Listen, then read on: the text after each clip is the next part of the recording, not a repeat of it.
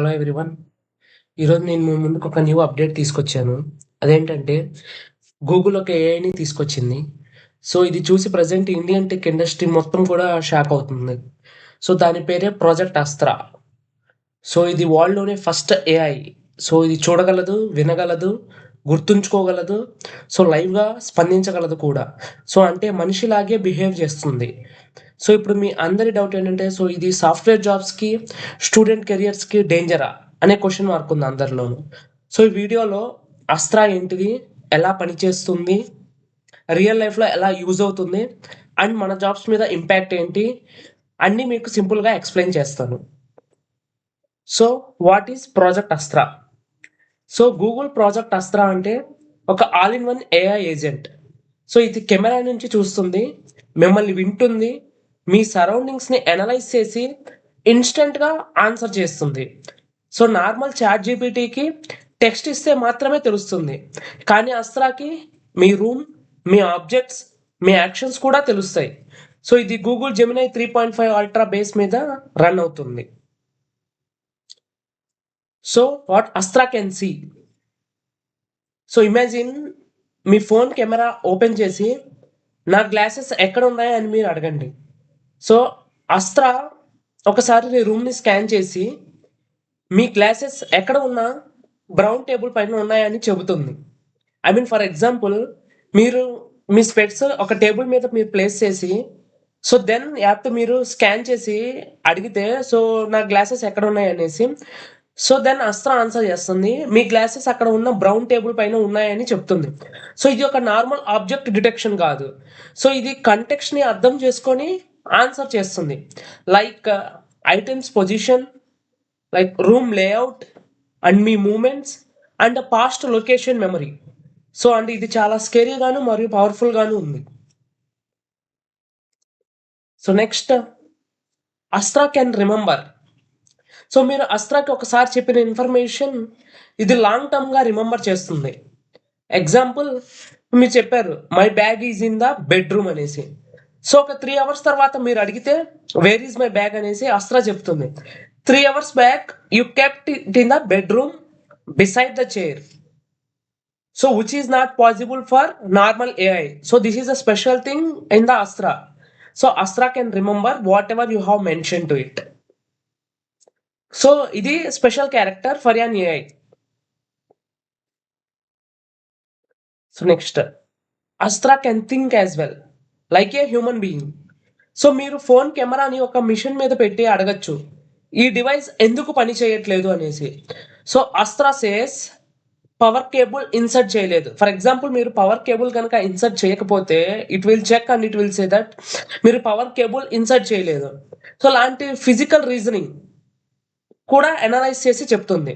So Astra ఒక robot లాగా and it can sense, understand and with a proper reason it will answer to our question. Okay, next point is Astra in daily life. So suppose ఒక developer phone కెమెరాని చుట్టూ చూపిస్తున్నాడు. So Astra real టైమ్గా objects identify చేస్తుంది. So this is a resistor and this is a capacitor and this is a screwdriver. So మనము ఏదైతే మనం objects దానికి ఇస్తామో అది చూసి ప్రతి ఒక్క ఆబ్జెక్ట్ని కూడా ఐడెంటిఫై చేస్తుంది. సో అంటే ఎలక్ట్రానిక్స్ ఇంజనీర్ స్టూడెంట్ని గుర్తు చేస్తుంది. లైక్ అస్త్రా నాలెడ్జ్ ఎలాంటి, it is already knowledgeable, but whatever the object we will show to us it will analyse each and everything.